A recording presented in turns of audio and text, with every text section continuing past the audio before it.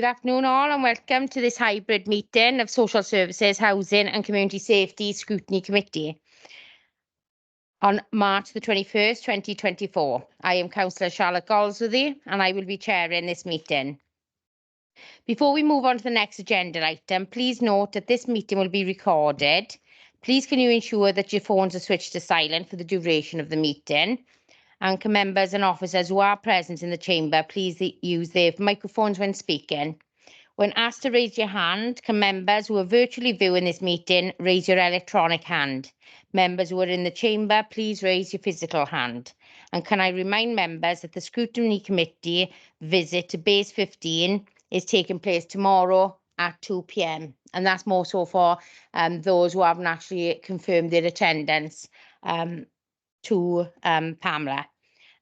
So it would be appreciated if you could actually let Pamela know whether you are going or not. For the purposes of declarations, I would like to confirm that we will scrutinise items. Are you all ready? 7, 8, 9, 10, 15 and 18.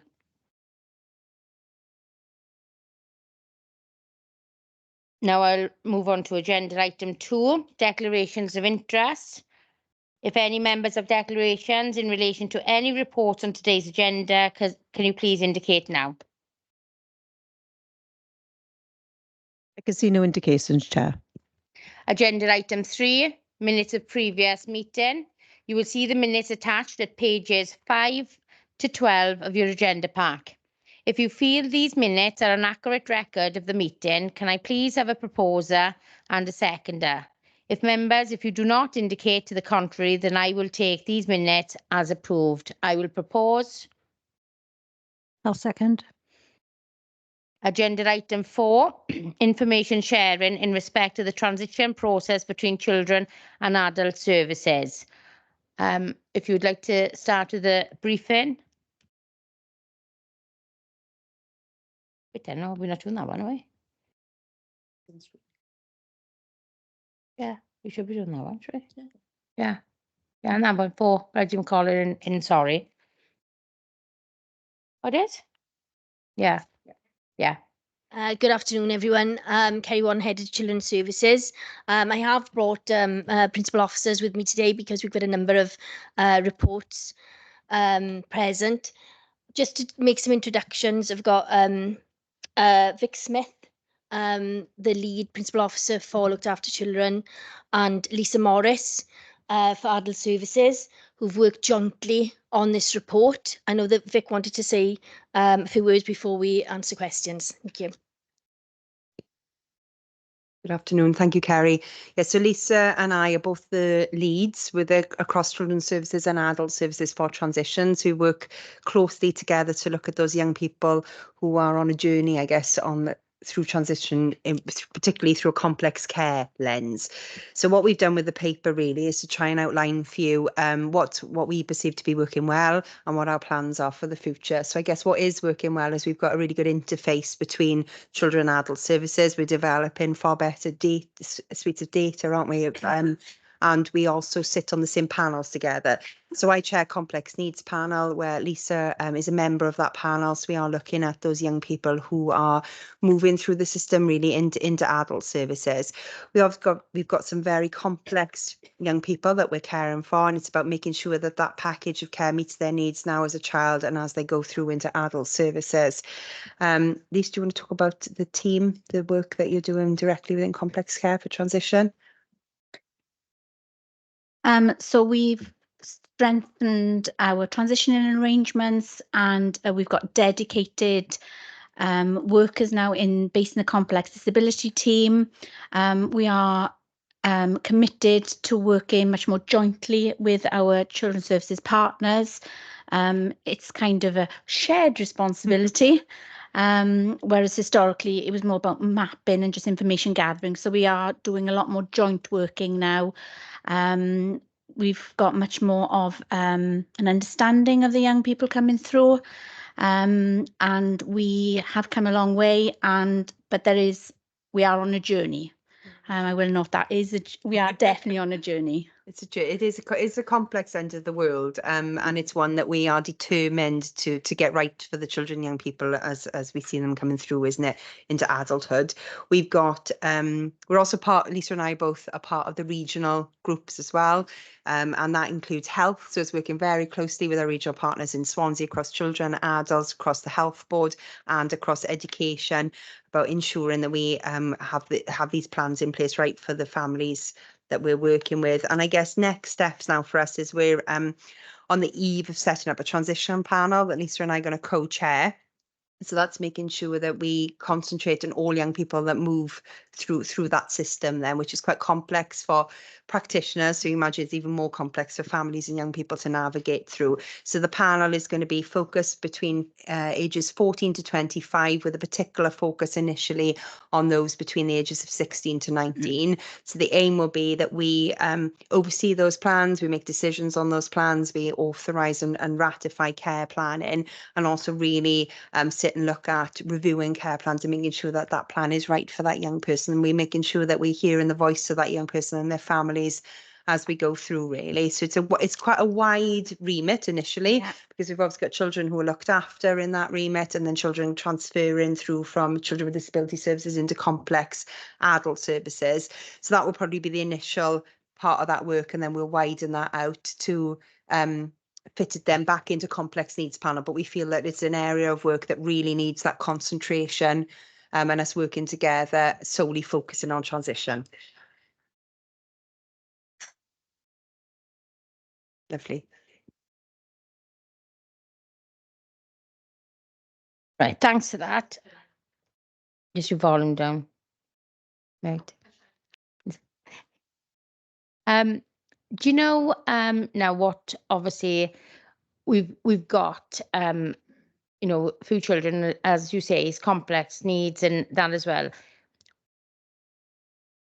In your professional opinions, do you think that, and I know we're all going to say we never got enough, but is there anything there now that we would really need as a local like authority that would help even more so in way of provisions, maybe? Like, I know obviously we've got certain provisions, but is there some like a provision that would jump out more if we had it to help with obviously the transitioning for, you know, complex needs, you know, because it is a big step for families as well, which, you know, is there. So it's just something that's I've been thinking about this all.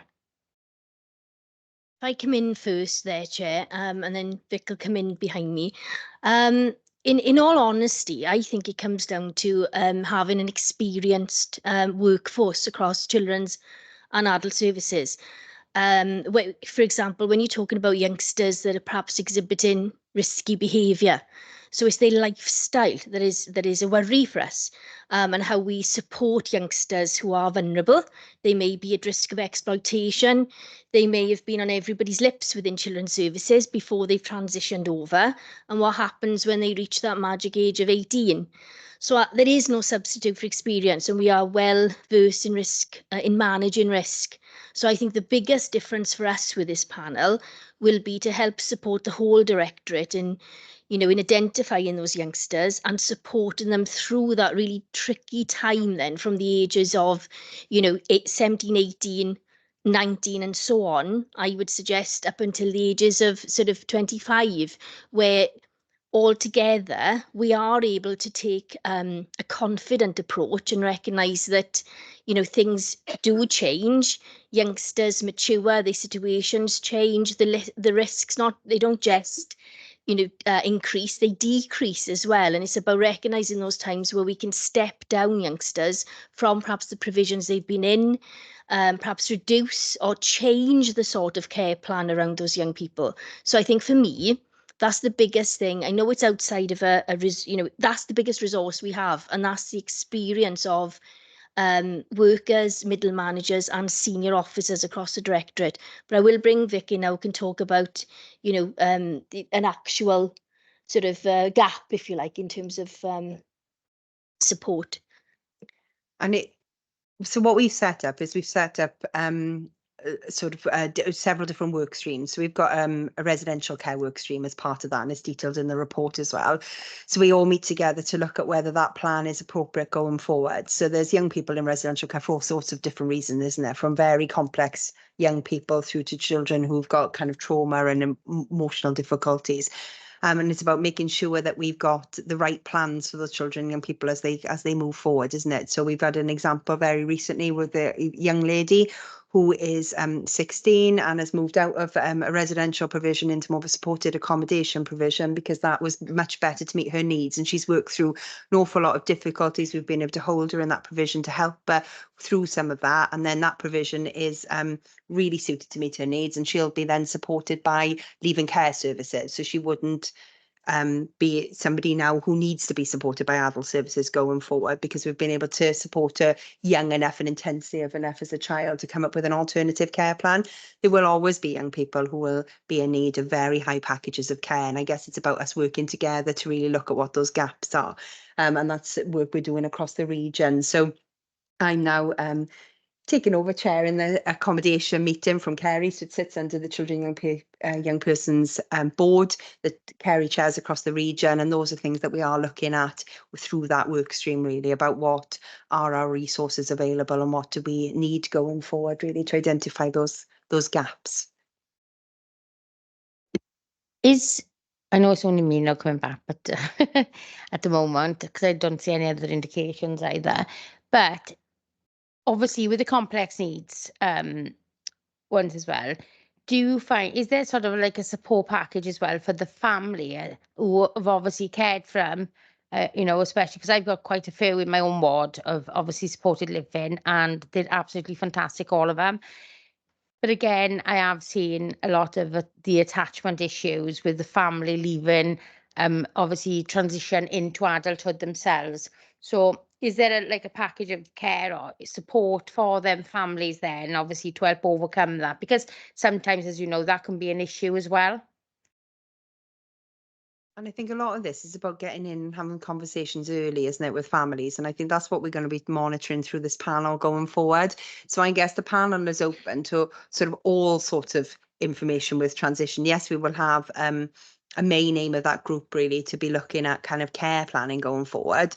But for us, care planning is about all of it. It isn't just about that provision. It's about the package, about how we carry children, young people, how we carry families through that process, what that support looks like, because obviously there are differences, aren't there, between a young person coming through, because you lose that education element at 19, don't you, and what that looks like. But I guess what we're really striving to do is having those early conversations together at the age of 14, so you are starting to help families think about transition at a much younger age. And I think that's certainly something that we're going to be focusing on and checking. So I guess the vision for the panel going forward is almost Lisa and I becoming quite, as well as being a strategic panel, us being quite operational in that panel as well, and almost having a bit of a checklist of questions that we are going to be asking.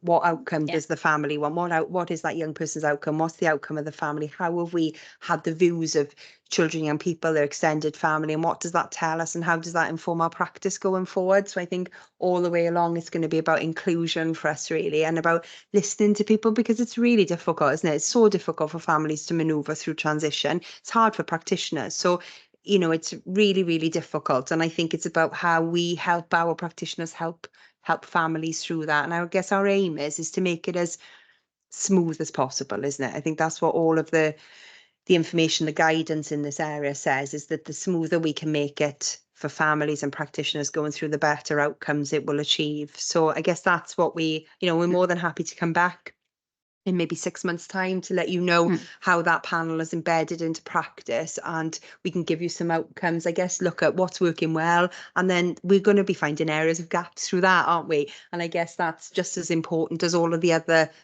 information that we gather, really. Yeah, and again, it's an ever changing, because obviously all different people are different, and they. So yeah, no, but thank you for that. It's really good as well. Is 6 months enough time, or would you like longer for obviously to actually see how it? So it's 6 months, or we can look for a bit longer if you want. 6 months, okay? Yeah, yeah. Thank you. There's no more questions. yeah, I got to check as well, see, because I'm not used to people in the chamber. So I'm forgetting the screen a bit then. Right, agenda item 5. We will now move to cabinet agenda for pre-decision scrutiny.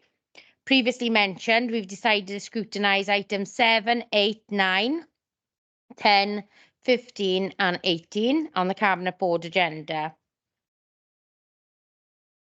So if we go straight in now, item 7 for the performance report. Firstly, I just want to say that a number of councillors, including myself, quite struggling with the new layout of these KPIs. It's, to be honest with you, the truth of the matter, it's not really working for us. So I don't know how we're going to obviously look at overcoming that. I think we've given it enough time.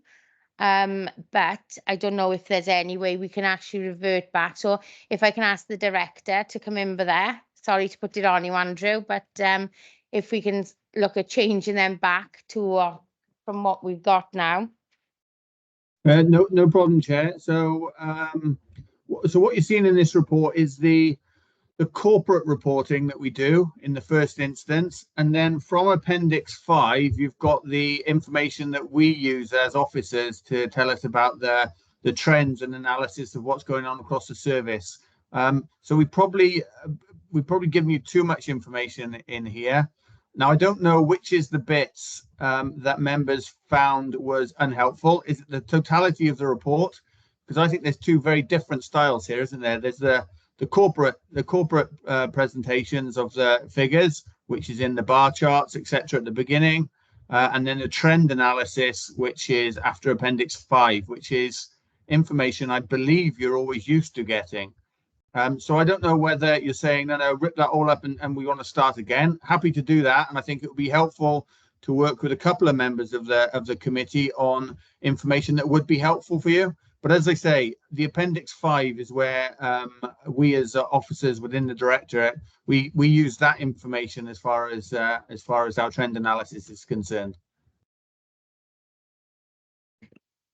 I don't know even if it's just like on here or whatever, but it's like Dave Whitlock, is he there? Yeah, thanks, Charlotte. The bit I'm confused with is the new blue bit, not suitable for comparison. If we could have some sort of break on some of them, it actually says why there's no comparison, and on others then there's just, well, not suitable for comparison. And I'd like to know why they're not suitable. Is it a new KPI? Has the way we gather the data been changed?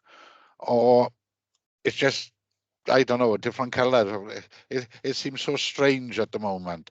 Maybe a bit of a breakdown on what the differences are. I don't know if I'm making sense there, Andrew, at all. Yeah, no, absolutely, Councillor Whitlock, and it's really good to have feedback on that. So, you know, with that feedback, we can absolutely change things like that. That's not a problem at all. If it's not making sense to you, then we want to change these. Yeah. Okay, that's great. Thanks. Would it be useful if we basically had maybe like sort of a, you know, a session with yourself or some staff on it? Because obviously we had a session with all members seminar on it, which is a bit different, I think, sometimes than going through our own actual systems ourselves on our own committee. So maybe then that could be suggested that we have like a sort of session for that. So then we'll actually maybe understand them better, or, you know, but they're not working for me or a number of others I know. Shelley, you got your hand up? Yeah, I would just like to respond to the question around where it says not suitable for comparison with respect to my performance measures, which are from page 39 to page 47. The reason why that is reported in some of my KPIs is because I'm a new directorate, which we came together last year. And when we came together, we set a number of KPIs that have never been set before in order to monitor the new activity that's come over to this directorate And also we implemented some new KPIs to try and help us track some of the transformation that we know we need to make, so we can start to see whether, you know, like the housing and homelessness strategy, things like that, are having the impact we intend them to have. So where it's blue in mine, it's because we haven't reported on it in previous years. That makes sense. Thanks, Shelley. Andrew? Yeah, thanks, Chair. Just to come back then. So when I was in the head of children's services role, we did some work with members on what meaningful performance information looked like. I'm happy to relook at that across the directorate. And as I say, it would be helpful if we had a couple of members from the committee who could steer us and give us some advice about what you find is helpful and what is not. We collect an awful lot of information across the directorate, both to inform our strategy and our practice day to day, but also to feed back to Welsh Government. So we can show you examples of stuff which we collate on a day-to-day basis, and you can tell us whether that's helpful or not. So I'm happy to put the time in, Chair, if there were a couple of councillors who were willing to give us advice. Okay, what we'll do is Pam will send out an invite and we'll arrange it with you as well, Andrew, and then obviously we'll see what members then are interested in, obviously having a look into that and seeing it. Yeah. Right, thank you. Is there any other questions on KPIs? Yeah, Helen? Yeah, right. On page 42, it's got the number of people whose vulnerability is reduced following discussion at the channel panel. What's the channel panel? Thank you for the question. So Channel Panel is a multi-agency group that looks at risks with regards to people that may be at risk of getting drawn into some sort of terrorist activity. Eleanor can give a little bit more information about Channel Panel and what they do, because she's our lead for the Channel Panel there. With regards, though, to that, I'm glad that a question on this came up, because it is looking, the KPI is showing as red, and I don't think the KPI, the way it's written, and the fact that it's red, gives a very good indication of what's actually happening. So the reason why it's a red KPI is because last year, the vulnerability of 7 people were reduced following discussion at Channel and the work that then went on with 7 individuals. But this year we've only had 1 person referred. So actually 100% of people that were referred into Channel Panel have had their vulnerabilities reduced. So we just need to look at that KPI going forward, because it's not giving a very accurate depiction. But I'll just hand over to Eleanor and she'll tell you a little bit more about what happens in Channel Panel. Eleanor. Thank you, Shelley. Good afternoon, everyone. Yeah, as Shelley has mentioned, our Channel Panel currently sits within the Community Safety Department of the local authority. So Sheridan Burrell, who is our Community Cohesion Officer, she provides the coordination to that panel. It's chaired by Chris Ray Davis, the Principal Officer for Safeguarding.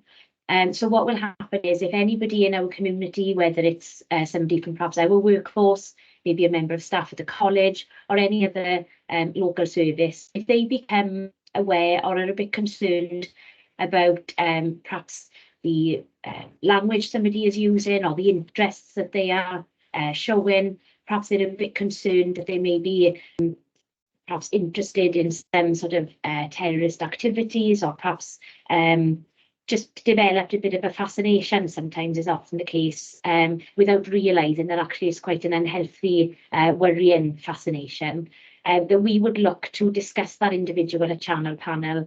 It's a multi-agency forum, as Shelley has said, so we have representatives there from education, health, the police, probation, ourselves as well, and numerous departments from the local authority. We look at what we know about that individual, what support is already in place, what concerns there may be. And then we'll have a look at, we have some Home Office funded intervention providers, and we will look at redirecting that person, if you like, and giving some diversionary activities, helping them to understand why perhaps what they're looking at is wrong, the concerns that are attached to that. But what we're talking about here is the very, very early on low-level concerns. Anything beyond that would be managed by sort of counter-terrorism policing and police headquarters in Bridgend. So the referrals go in initially to the police. If they deem that they're suitable for channel panel and that they're very low level, they'll come to us for discussion. But any broader than that, it's taken on by the police, and we're sort of kept in the loop then as to the progression of that. And as it stands, our referral numbers, as you can see from the performance indicators, are very low. But what we don't want to assume is that because the referral numbers are very low, that we haven't got an issue across the authority. Whilst we are considered a low risk area, we still want to make sure we're confident that when people do address those concerns, or identify those concerns rather, that they are aware of channel, that they're aware of the pathway, and that they're aware of the type of support and help that is available. And this is not necessarily for young people only, this is also for adults. But as it happens, the majority of referrals we've had so far have been for young people.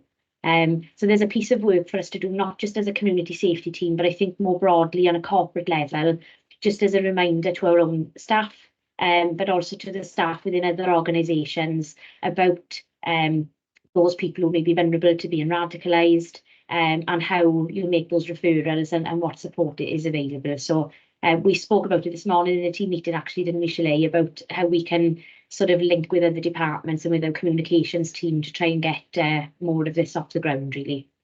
Thank you. Thank you, Eleanor. Okay, go on. Thanks, that's really helpful. My other question is on page 45, to do with the percentage of households successfully prevented from becoming homeless. I don't want to create work for anybody, but could we put on the forward work programme a sort of outline of how that operates? I think it'd be helpful for members to know, you know, if I was to come and present myself as homeless, what happens, you know, and what we can do as members to support as well. So would that be okay? I would absolutely welcome that. That would be great to bring that report to you. Just a little bit of context on that KPI as well. The national figure is 59%, so we're just slightly under the national figure. But one of the things that I just want to mention, which really connects with what the point you've just made, is that this KPI is only reporting those people that we owe a statutory homeless prevention duty to, which happens when a person is at risk of becoming homeless within 58 days. Now, there's been changes of legislation recently, which means that landlords have to give a longer notice period. So in actual fact, our team are working with people much earlier on than when the statutory duty kicks in.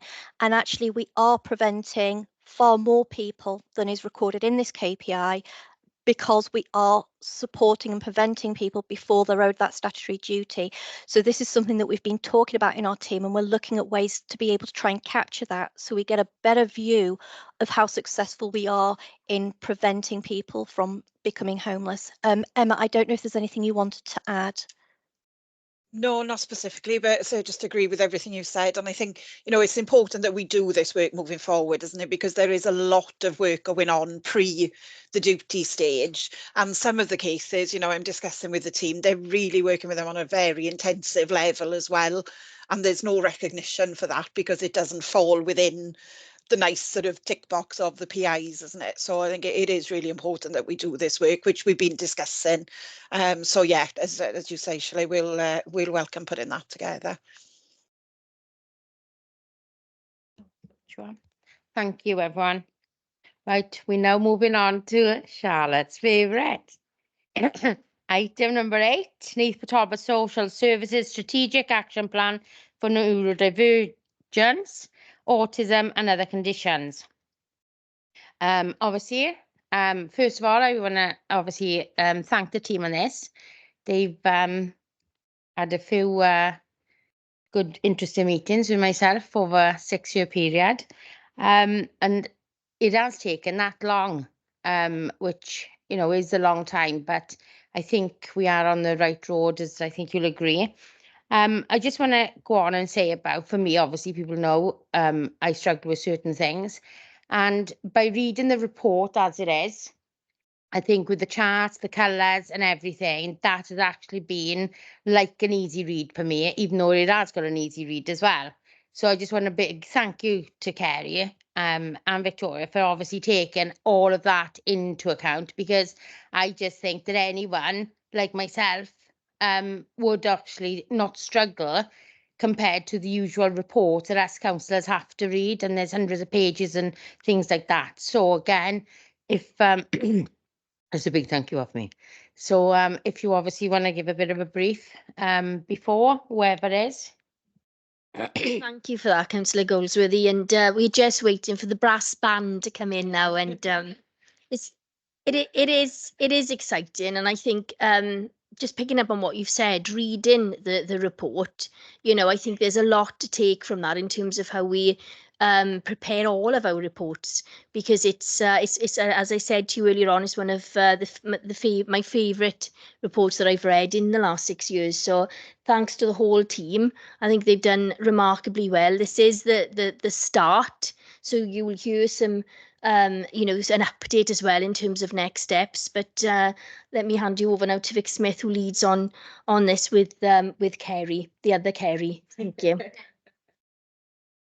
Thank you, Kerry. And before we start, a massive thank you to you, Chair, for your support in producing this report, really, and a huge thank you to Kerry. So we've got a dedicated lead, because that's how much we give importance to this area of work. So Kerry is our dedicated lead, working across children and adult social services, and is our sort of face, really, of social services out there, supporting and working with our multi-agency partners, etc.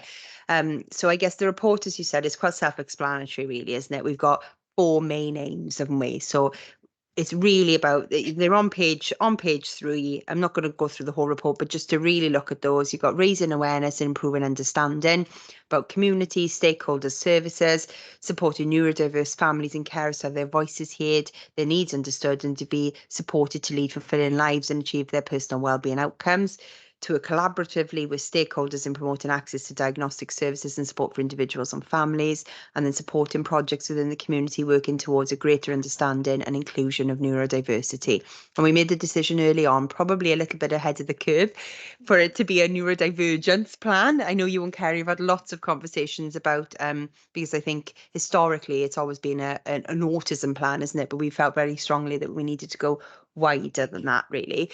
So the plan, as you said, is quite self-explanatory as we go along, and I guess it's about, you know, we're bringing it here today for permission to go out to consult. We want to consult with a wider community. Kerry's got some ideas about what that consultation will look like that we'd like to update you on, and it's about how we go out to members of the public, really, and across the whole range of social services care options, isn't it? So from little ones, preschool, through to our elderly community, really. And I guess but the consultation is important, that we are able to capture the views across the spectrum of people who access social services, from early intervention and prevention through to statutory services. And I know we've talked a little bit about the consultation, so I don't know whether it's helpful at this point before we go for questions, if Kerry talks you through what that consultation is going to look like. Also, before you go, if Kerry could just give an explanation to explain to members, this is a social services, not education, neurodivergence as well. Yeah. Thank you, Chair. Yes, certainly this is very much focused on social services provision. We do have a lot of partnership working across health and education. I chair the Autism and Neurodiversity Steering Group, which reaches out in terms of community health, education, further education, and other services, and members of social services within there as well. So we have their input into what's going on and making sure pretty much that we're all singing from the same hymn sheet, and we're all very much aware of what's happening in each of those sectors, and we're working towards a common goal. But as I said, this is very much around the social services provision across children's and adults services. So as part of the consultation, we would be looking to have face-to-face meetings, public meetings in the regions within the county itself. So Neath, town centre, Port Talbot, Sandfields, and possibly or probably Pontardawe, or maybe up even into sort of Resolven, and maybe up into the Avon Valley as well, just to take all those considerations around the strategic plan from people who are isolated and become perhaps even more isolated because of the needs of family members and individuals in their care. So face-to-face meetings is one of the key elements. What we'd also like to do is certainly have care and review meetings from within our professional team with each of the cases to take the strategy out and have that opportunity for individuals and families and carers to feed back on the plan and the content, looking at, are they happy with what we've included? Is there anything that we have missed? And that's one of the key things we would like to look at is there something we as professionals putting this plan together, have we missed? And is there anything in that plan which the public don't think should be in there? So those are some of the key elements as well. Obviously, making use of social media, the online provision, and sharing it with public forums.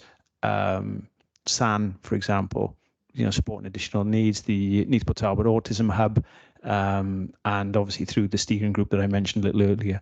Those sort of options. Men Who Care, the SGO support group, just getting right out to all corners as best we can to have their feedback, because there's going to be something that's going to come in which is going to be an absolute nugget of gold for us to include and to build from there. I think what's important as well with the form as well is that you've left the biggest box for them to actually give you the feedback, and it's an open question, whereas most consultations that actually go out from this council are quite leading questions. And like sort of tick boxes around certain sort of things. So again, we've actually shown in this that obviously it is open and they can put whatever they want to. But again, I did actually say to you yesterday, there's a bit of colour and a bit of like friendliness missing from that form, isn't that? But forgive me on it. I think there's a sense of conformity on that, but we can certainly look at the green smiley faces and things as straightforward as that, to have people's opinions brought back to us.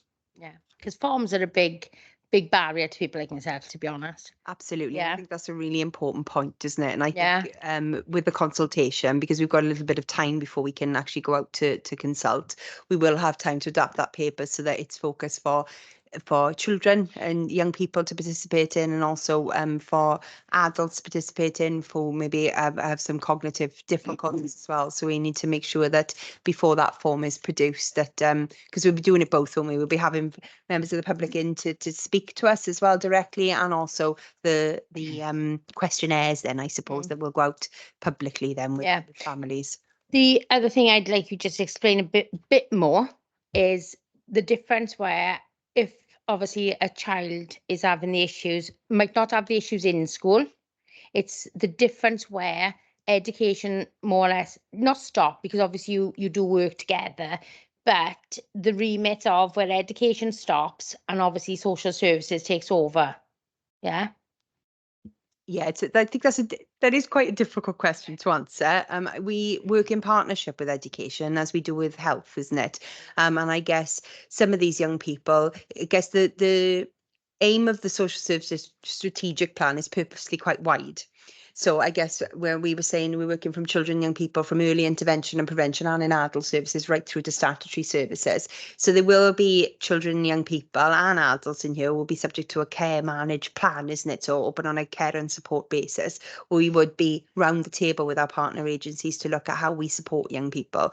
So we would look at how we support young people who are in education or out of education but of school age, isn't it? And I guess that's about us working in partnership together and to look at what those gaps are and how to meet those needs, because education isn't, some young people struggle in that setting, don't they? And I guess it's about how we can support young people through that, and we've done that, particularly if a child is looked after by us and we have those, we're corporate parents for that child and young person. Quite often we are looking at how we can come together as a directorate with our partners to come up to look at what those plans look like. And that's where, so I said in the earlier item on transition, I chair complex needs panel, so some of these cases will come before us on complex needs panel to to really look at what that support plan needs to look like around that young person.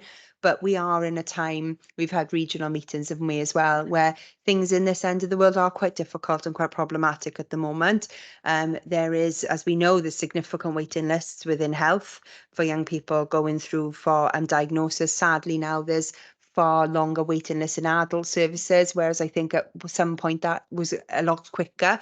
But now that time frame seems to be much wider now with IAS.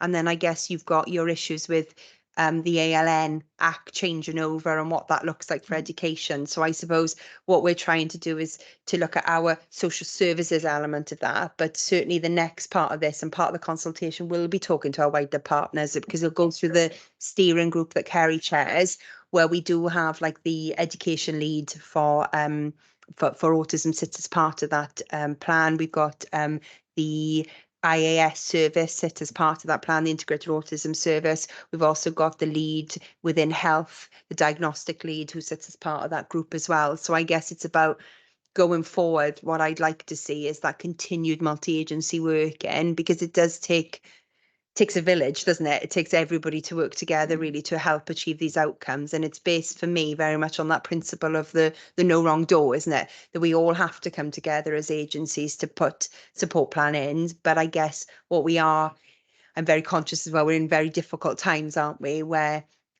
every element of the jigsaw puzzle is strained and is struggling for their own bits really. But, you know, those are barriers, but they're not certainly barriers that we're still working towards, and we are determined to kind of continue that multi-agency working really to overcome some of that. And bring Helen in. Yeah, on that, with the change in the education and everything, I was looking at page 99 of your where you've done the pie chart, the chart of the pupil level annual school census needs.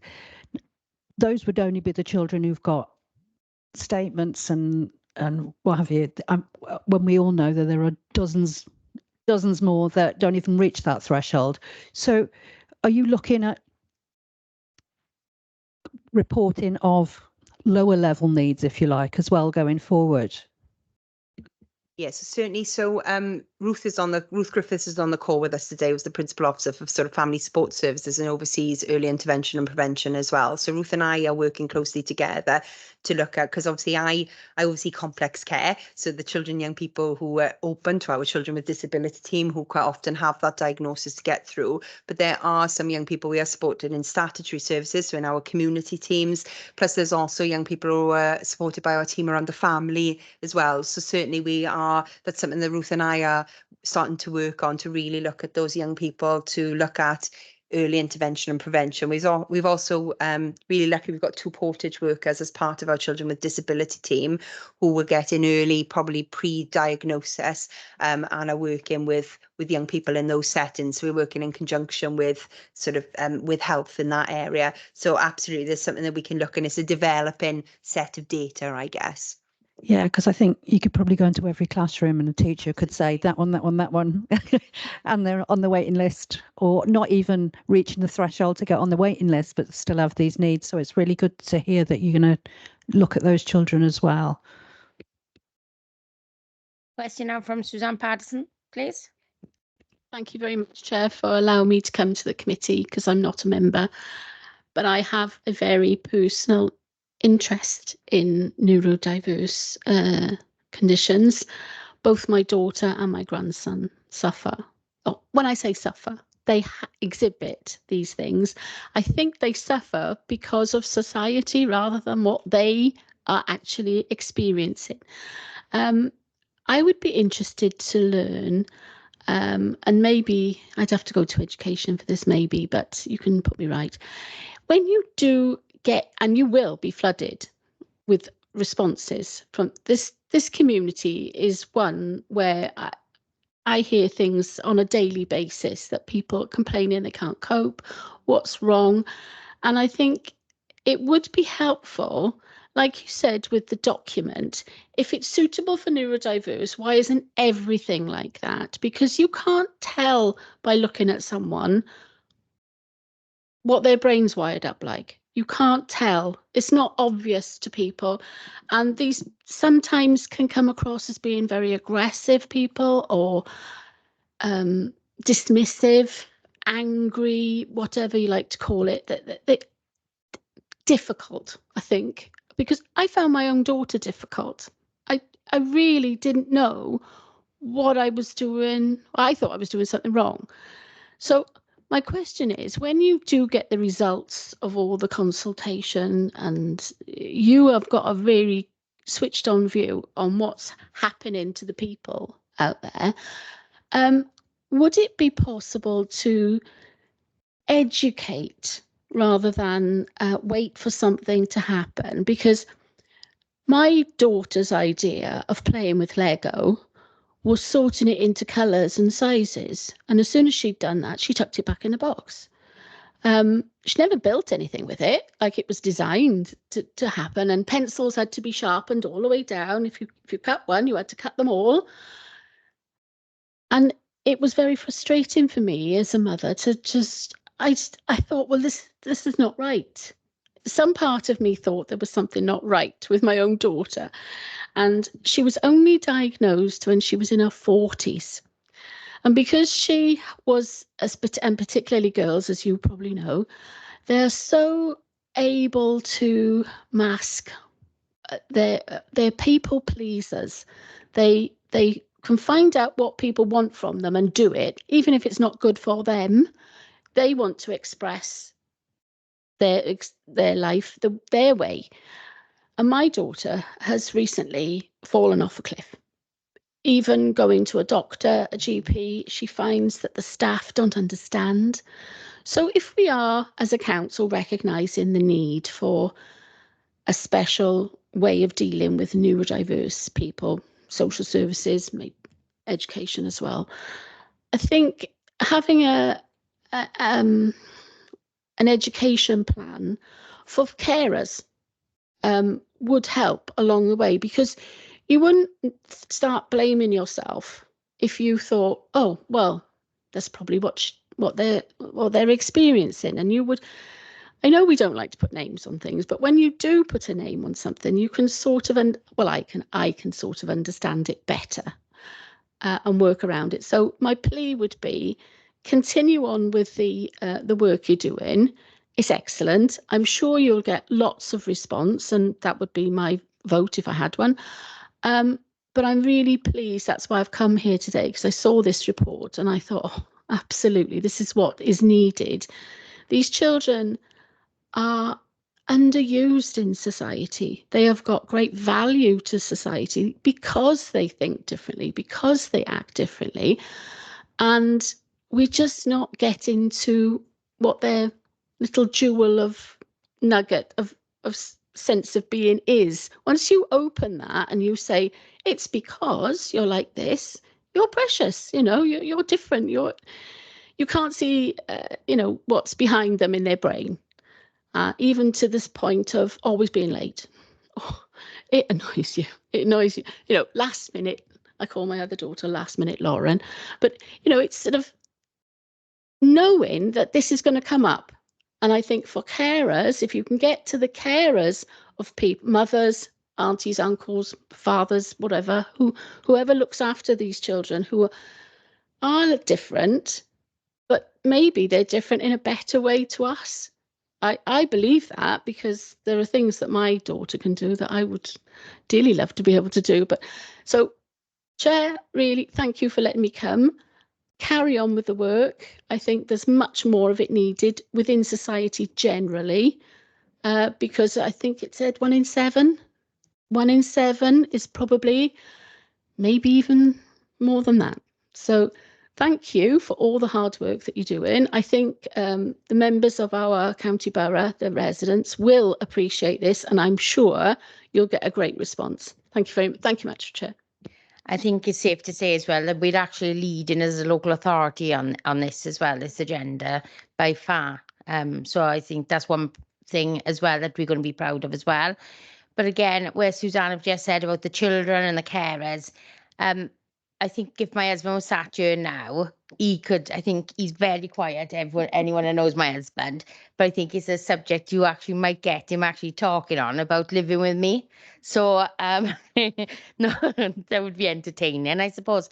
But again, it's even with, as you get into adulthood and the people around you understanding you in the workplace or, you know, at home, or, you know, things are different. And it was only thanks to obviously people on the call here, yourselves, how I actually understood myself. So, you know, and that's always a big thank you as well. That was the only reason I became a counsellor, really, you know. But so if I can go over to Victoria, please. Lovely, thank you, Chair, and thank you for your comments. I think it is an area that I think we will have a lot of participation in a consultation event on. And I think part of it is, you know, this all came from the Autism Codes of Practice, and it is all about awareness raising, isn't it, and training. And we're very keen on training our staff so that as a council, so from your kind of, you know, as you come into a desk, that people are very aware, isn't it, and able to support and signposts, etc. And Kerry, as part of his role, is our information, advice and assistance really across social services for these areas. So certainly your you know, your point around carers, certainly we'll pick that up. And as part of our consultation events, we'll link in with the principal officer lead for carers, both young carers and adult carers. And we've already started linking in with our fostering community, because I'm the lead for that area. So we've started meeting with our foster carers to talk about this sort of stuff. We've our special guardianship carers as well. And I guess it's about that awareness raising, isn't it? And I know the other principal officers are very aware of the plan, and when we're having consultations about how to support families, I think we're always thinking outside the box really, because some adults, some parents need to be supported differently, don't they? So it's about how we take that into account really. Thanks, Victoria. David Clark. Yeah, thanks, Chair. Kerry just brought up the point I was going to bring in is awareness, not only for people, families who got somebody with a neurodiverse condition, as you all know. I've called her the granddaughter from hell. She's 22 now. It's trying to make people aware that there is, I don't know, we call it something different. They wire different to us, but there's a side other people don't see, like with Abby with us. When she's had enough, her favourite one at the moment is, I'm done with people in. And she'll just walk away from a crowd. Might not even be a crowd, 2 or 3 people. If she's sitting in a room with us, I'm done with people and she's gone.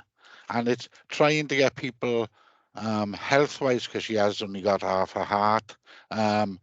She sees different health practitioners and they don't understand the neuro side. They can look after her heart, but when she says to her heart surgeon, I've had enough of this, I'm going, he's trying to say to her, no, you need to sit down. But it's making everybody aware. Schools especially, we did have a lot of problem with that in the beginning, because they do tend to miss a lot of school as well. Because when they've done the people in thing, I'm not going there tomorrow, I don't need that. So they will make up illnesses and what have you. So awareness to me is a massive, massive thing. And we've really got to get it out there that it is happening, and it is there. I don't know how we're going to get it into people's faces. I don't know. I've been trying for 15, 20 years, and you seem on times to be smacking your head up against a brick wall. So any parent, grandparent, sibling even, that's got somebody in the house with it, I really feel sorry for them. And that's it. Thanks, Chair. Yeah, brilliant. We haven't got any other indications either. Now, oh, Kerry. Thank you, Chair. Just to come back to some of the matters raised by councillors, the training that has been developed through Autism Wales, which is now sort of moved to Neurodivergence Wales, that's stepped on from raising awareness to understanding. That's the key movement, I think, in the last 6 years, where a huge amount of work was done in raising awareness. It's now about the understanding. Obviously, we've said, you know, that the key driver has been autism over the last few years. So the training was around understanding autism, understanding in terms of communication with a neurodiverse individual, and the link that's on the report to the training modules developed across Wales, it feeds into those elements. And there's a third module that they're adding into now, which is what they've termed assessment, but it was more of a meet and greet, which could then answer the situation that the council has just mentioned around going to the doctors, the planning and the preparation of those meetings. So you could be given it in advance, the questions you're going to be asked, what's going to happen, what's the time frame, and then the follow-up from there. So there's almost a routine set out for them, an expectation, and it works for all parties as well. So those sort of modules are being delivered, and they're in a public realm as well. So that would be a very key place to go, and it crosses health, education, family, social services, community. So it's a universal, if you will, level of training. Other training elements perhaps would be more specific for specific conditions in that sort of neurodiverse bracket, but certainly that gives that open and key indication around autism, ADHD, OCD, etc., etc. So just for you to know that training is out there. Thank you. Great. No problem. Even to the point, and I fully agree with everything you've just said, even to the point of not having chairs facing each other at a reception desk, the ability to sit side on rather than have to look somebody in the eye and sort of talk back and forth. Little things that the council could do that would make it so much calmer for people who are neurodiverse to sort of come in and negotiate. These people may have worked themselves up all morning just to come in and speak to someone. And when they have to look them in the eye, now, we may be taking a sledgehammer to crack them up, but how else do you get and make it safer for the neurodiverse to interact if you don't make it the same for everybody? Everybody won't need that, but it might be useful to them. So that type of thing, thinking about being right opposite a person, because my grandson puts his hoodie up all the time and won't look at you, and he'll talk that way when you're over there. It's not that he doesn't want to talk, he just doesn't want that face-to-face contact sort of thing. And I've learned that, and I'm sure mothers of all neurodiverse children get to learn it. But when people, as Dave has just said, are in the public realm, they could be a little bit more aware that if someone seems to be a little bit off or passive aggressive or whatever, for it to automatically think, oh, well, maybe they are a little bit neurodiverse. If I just treat them a little bit differently, a little bit softer, then it'll make their day. So more power to you. Well, I could come in with some good information, but because I don't know if like many know, but with our HR department, they've actually now taken on board for neurodivergents actually coming in for an interview. And basically, it's fantastic. They've got even photos of where to park, the multi-story car park, and the doors you go into, the actual room. They're looking obviously not at them and us across the table. It's more of a sort of a informal. So things like that. Even lighting can affect you. So again, and up to our HR department as well. And if we can actually look at replicating that across, most of our frontline services, we definitely going in the right direction. Yeah. So I can't see any more indications. I think everyone knows now we've had a good old little chat. So we'll actually move on now. But again, a massive thank you, because it has been it's been a journey for us, this actual agenda, to say the least. This report is for decision. Officers, would you like? No, with there. See, I'm getting so excited now. I mean, boiling here. Yeah, the recommendation is listed on page 87 to 88 on the Cabinet Board agenda back. I will propose. Can I have a seconder, please? Second. Members, please indicate if you wish to abstain. Chair, I can see no abstentions.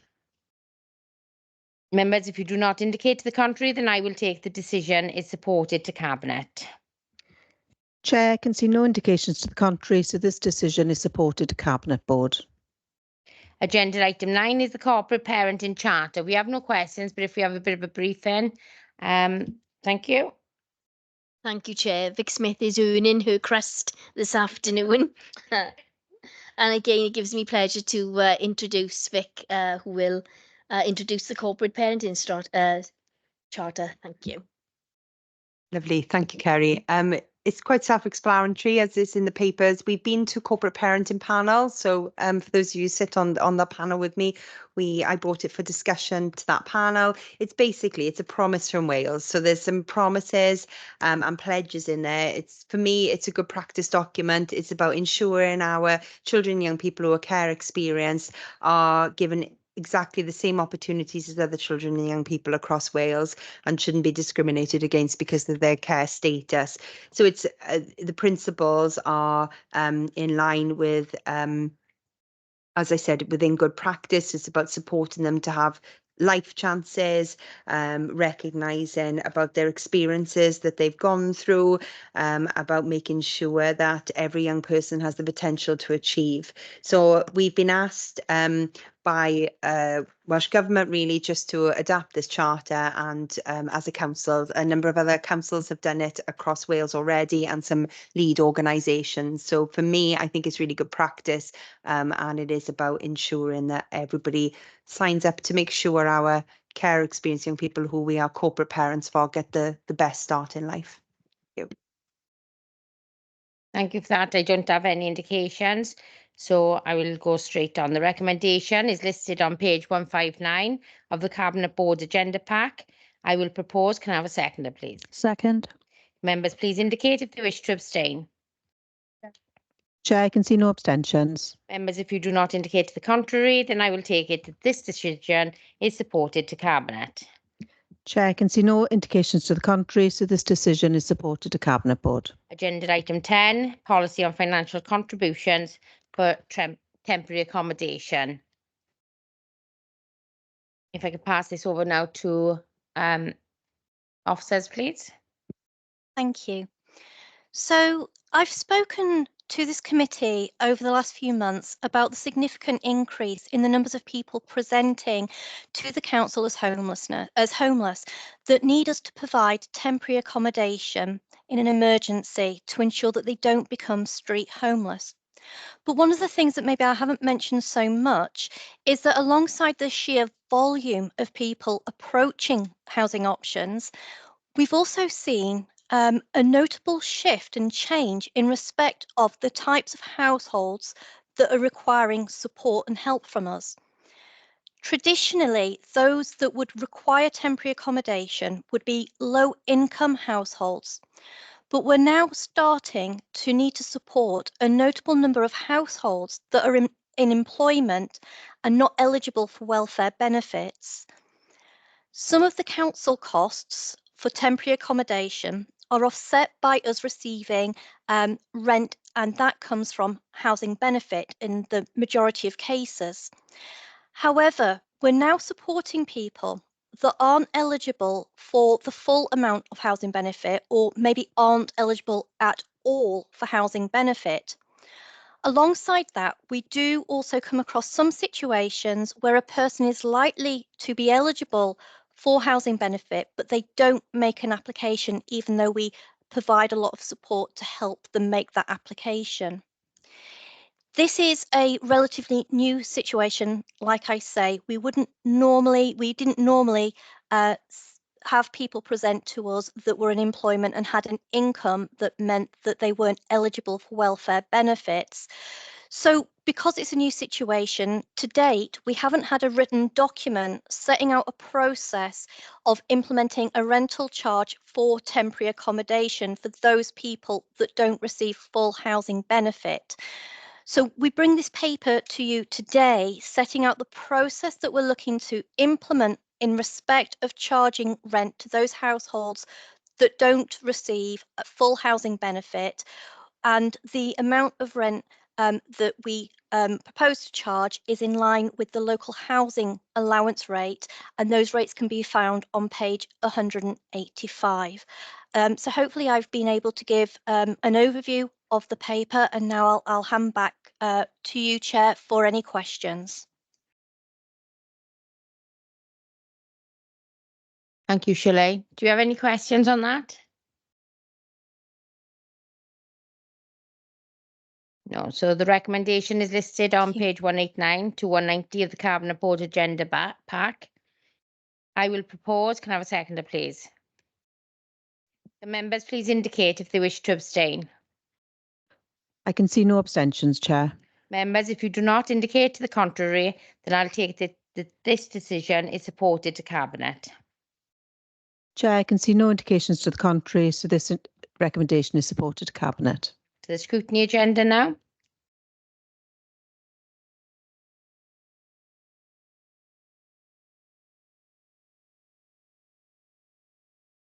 Agenda item 7, the forward work programme. Oh, right, sorry. The agenda item 6, committee action log, 23 to 24. This item is for noting. Any questions? No. So I'll move on to agenda item 7, the forward work programme. In regards to this, I wouldn't mind having a separate meeting, if possible, to discuss, because what I find is, because with social services, this is it certain areas always take up most of our meetings and they come back on. But obviously we actually cover a lot more as well, like in regards to community safety. Maybe there's things that have never ever come into the committee as well. So there is something there. I don't know if that can be done in a briefing outside of obviously this meeting, to look at other things that maybe we need to sort of bring into the committee meeting in future for the work programme. Andrew, do you want to say anything on that? I think, Chair, it's certainly worth us having a discussion about. I would like a full and comprehensive work programme going forward. What I would warn, though, is officers are really busy, and I think that we've got some serious things that we've got to achieve over the next 2 or 3 years around transformation. And anything that takes us away from some of that is difficult. So as long as we don't proliferate the number of things you want us to discuss too many times, then I'm happy to have that discussion with you, Chair, and we can decide what sort of things that you would want to bring to committee. But I don't want that to be too many things. Just no, because it won't be too many things. Fine, okay. Yeah, no, I don't think we want the reading either, do we, as members, I don't think, being honest. But no, I think there are some topics that could be overlooked, and more around community safety for me, rather than the social services and housing, because in fairness, we do cover a lot with social services and housing, but it's more on the community safety elements for me. So we can have that discussion outside, yeah. Again, I'll go on to item 8, urgent items. I have none. Agenda item 9, we will now need to consider the private items included on the Cabinet Board agenda. As you can see on the agenda, the private paragraph is there for everyone to read.